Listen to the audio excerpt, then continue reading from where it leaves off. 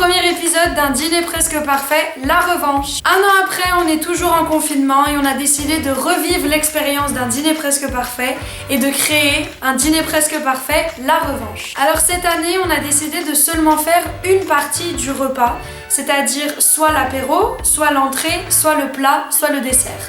Donc on a pioché chacun notre tour pour savoir qui ferait quoi et après on a pioché pour savoir qui aurait quel thème. Alors Ericabel a pioché l'apéritif sur le thème tropical, moi j'ai pioché l'entrée sur le thème retour à Versailles, Françoise a pioché le plat sur le thème à la ferme et William a pioché le dessert sur le thème déjeuner pour le dîner. Alors cette année il y aura 3 notes à donner, une note sur 10 pour la décoration, une note sur 30 pour la qualité et le goût de la nourriture et une note sur 10 pour le respect du thème. Et après on va additionner toutes les notes, on va faire une moyenne et il y aura une note sur 100 qui sera la note finale. On espère que cette petite série vous plaira et je vous souhaite un bon premier épisode d'un dîner presque parfait, la revanche. Ce soir, c'est Ericabel qui nous recevait avec un apéro façon tropicale. Alors on a tous eu nos petits trucs Hawaï, nous étions conviés à venir en maillot de bain et tenue de plage, bon pas trop mais bon. Bah écoutez, on connaît tous Ericabel, hein, quand il y en a trop c'est pas encore assez, donc j'ai trouvé qu'il y avait des choses rigolotes, mes maillots de bain accrochés dans les plantes pour faire je sais pas quoi, c'est pas vraiment. Mais bon, pour le reste, il a sorti tout ce qu'on avait de plage depuis des années.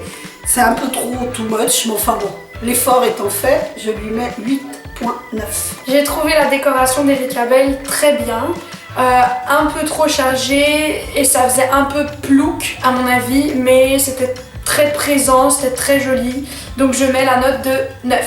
Pour la décoration, moi j'ai trouvé ça impeccable, vraiment c'était parfait, c'était super beau, il y avait plein de choses, plein d'attraits différents. Puis comme je peux pas mettre la note parfaite parce que c'est un souper presque parfait, ça va être 9.5. Ericabel obtient donc une moyenne de 9,13 sur 10 pour sa décoration. Thème de bienvenue juste après ma présentation rapide du concept. Il faut d'avoir trouvé des palmiers. Vous pouvez voir une décoration on the beach avec la plage, évidemment. Il y a ton bras. Je vais vous offrir le temps les petits jeux d'Amélie. Donc le concept, instrument de musique aussi là, vous voulez. Oh, ça résonne sur mon bulle. Il y a aussi des instruments de musique. Donc le concept c'est un cocktail, une entrée, une bouchée, un petit plat, machin, et un cocktail spécifique associé. Chin chin. Doing. Attention les verres. Doing. Chin chin. Doing. Je peux goûter là aussi. Le bruit que ça fait.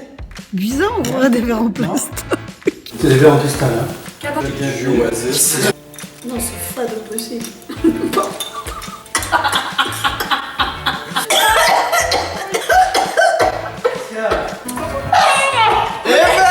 Je serais en train de mourir, qu'il se foutrait de moi, lui. Tu m'aurais montré, il ferait déjà le bouche à bouche.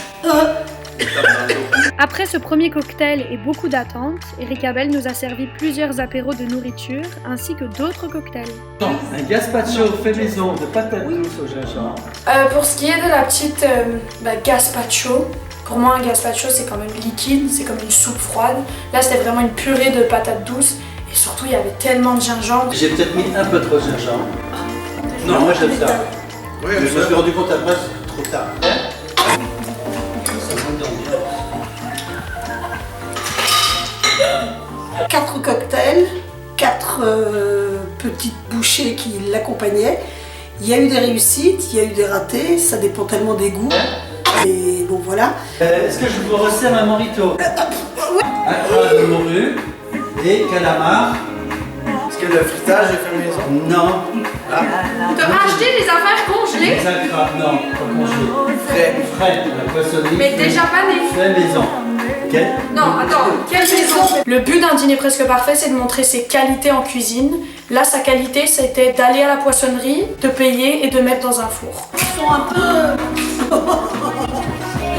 Les acras de morue et puis des calamars qui sont restés trop longtemps dans le four, donc ils ont durci. C'est difficile à manger. Ah mais ton dur.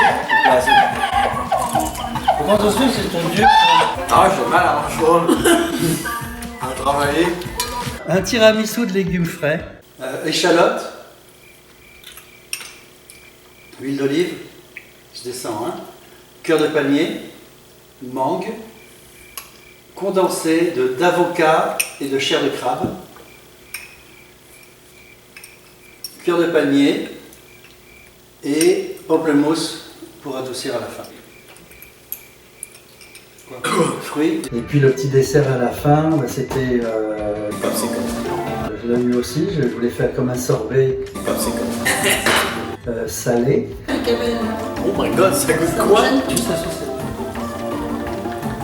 Ah, patate douce! Avec les patates douces et le gingembre, les carottes, le lait de coco, puis bah, à mon avis le goût manquait, ça manquait, je dirais pas d'alcool, mais ça manquait de sucre. Ah, c'est fait exprès. C'est un sorbet. Quoi? C'est quoi ça, un sorbet? Alors, pour ce qui est du popsicle sucré à la fin, j'ai trouvé que c'était immangeable. Ça goûtait pas bon. Il y avait surtout la texture des fibres de carottes dedans. C'était. Parce qu'il met. Mais ça goûte quoi en fait? Non, il y a quelque chose. D'accord avec moi ou pas? Ça goûte quelque chose. Patate douce, carottes et de coco. C'est le potage, mais en glace.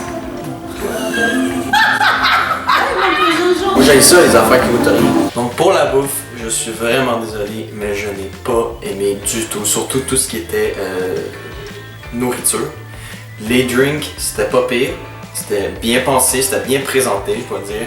Mais la bouffe, du calamar et des affaires de morue trop cuit. La verrine, c'était, je sais même pas s'il y avait dedans, mais c'était vraiment pas bon, je suis vraiment désolé. Et le dessert, je pense que c'était le pire.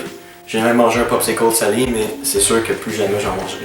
Pour ce qui est de la nourriture qu'il a faite, de la petite verrine c'était bon, le truc au bacon c'était bon.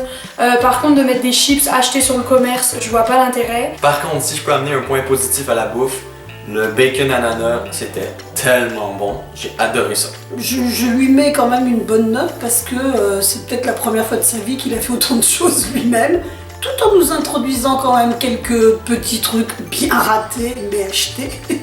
Et donc pour l'effort, pour y avoir passé depuis hier, avoir monopolisé la cuisine pendant 2 jours, je lui mets 27 sur 30. Je suis vraiment désolé, mais c'était pas à mon goût du tout. Je donne la note de 22. Je dois mettre la note de 20. Eric Abel obtient donc une moyenne de 23 sur 30 pour sa nourriture. Le respect du thème, ça dépend ce qu'on entend par les troupites, mais oui, il a mis des tas de choses. Peut-être que j'aurais pas joué du tout dans ces trucs-là. Pour le respect du thème, je trouve qu'Eric Abel était dans le thème avec son apéro. Il y avait beaucoup de fruits, il y avait beaucoup d'épices, des cocktails, c'est évidemment tropical. Petit bémol, c'est qu'il a fait un dessert, enfin quelque chose de froid, un peu sucré. Quand ça, c'est pas trop apéritif à mon avis. Donc je mets la note de 9 pour le respect du thème. William et Françoise offrent tous les deux un 8 à Eric Abel, ce qui lui donne une moyenne de 8,33 sur 10 pour le respect du thème. Je pense que tout le monde a bien apprécié, a été bien correct, parce que j'ai fait des efforts pour la déco, mais les résultats de ce qu'on a goûté, en fin de compte, la qualité des repas, moi j'étais un petit peu déçu aussi, je pensais que ça allait un petit peu mieux, je ferais bien la prochaine fois avec des meilleures quantités, on va réviser ça, voilà.